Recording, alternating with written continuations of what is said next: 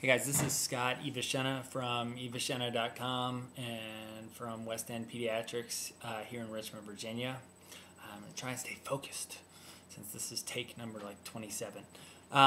So I recently was asked by a friend about introduction of solid foods, specifically about food allergies. She wrote, since the evidence about what foods to avoid / what foods to introduce has gotten a bit controversial, what is your take on introducing nuts, eggs, fish, etc.?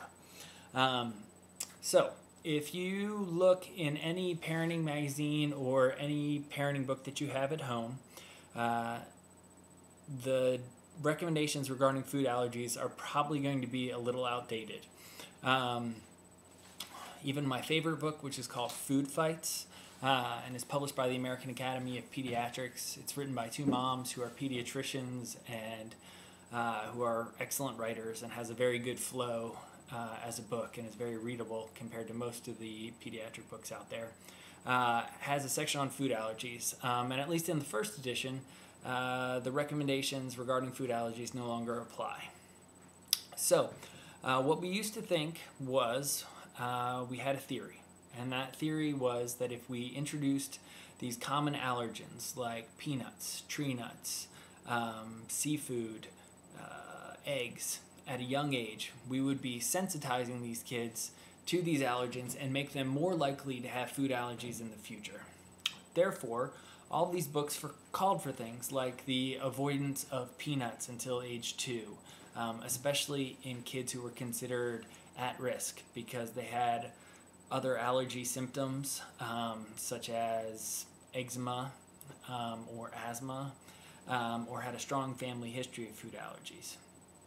So the goal was to don't introduce these foods early. These kids might not get allergies. Avoid egg whites until 15 months. So what we started finding when people were reviewing the data around 2008 is that the theory just didn't hold up. The European Society for Pediatric Gastroenterology, Hepatology, and Nutrition published an article in the Journal of Pediatric Gastroenterology and Nutrition in 2008 that called for the introduction of complementary solid foods between the ages of 17 and 26 months, and that known allergens shouldn't be avoided when introducing complementary foods.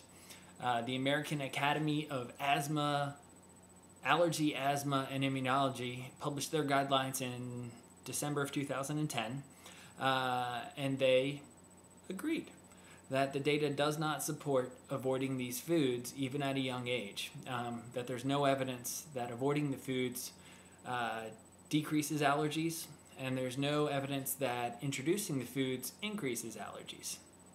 So the other interesting thing from that paper was that they went on to say that even kids who are considered at risk, because they have a strong family history of food allergies, don't necessarily need to avoid the introduction of these known allergens. And they even said that possibly skin testing these kids who have a strong family history of food allergies might not be warranted. So clearly, we're going to need to have more data in the future. But as far as I'm concerned, there seems to be no evidence to support avoiding these foods. And so when I tell my parents about the introduction of complementary foods, I recommend, putting these known allergens in the mix. Like if you are a family that eats a lot of fish, you can definitely puree some of that fish and offer it to your 6-month-old. And it's very unlikely to cause any problems. Personally, I think it's squishy and kind of disgusting, but I hear it's quite good for you. So, and the same thing, if your 9-month-old is sitting at the table when your 2-year-old is eating a peanut butter and jelly and grabs part of the PB&J sandwich and eats it, that's not a bad thing, and it's very unlikely to cause any long-term problems. I added a couple links that I thought were interesting. One of them is an article about an interview with Dr. Frank Greer, who sits on the American Academy Committee for Nutrition, regarding some forthcoming guidelines about the introduction of solids.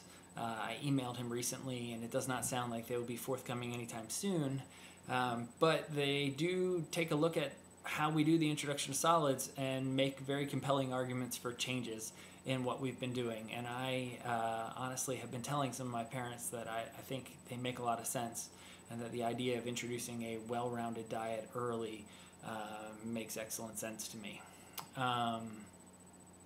If you have any questions about anything here or any of the links, or there's any other questions that I could answer, please let me know. And I hope you all have a wonderful day or night. All right, take care.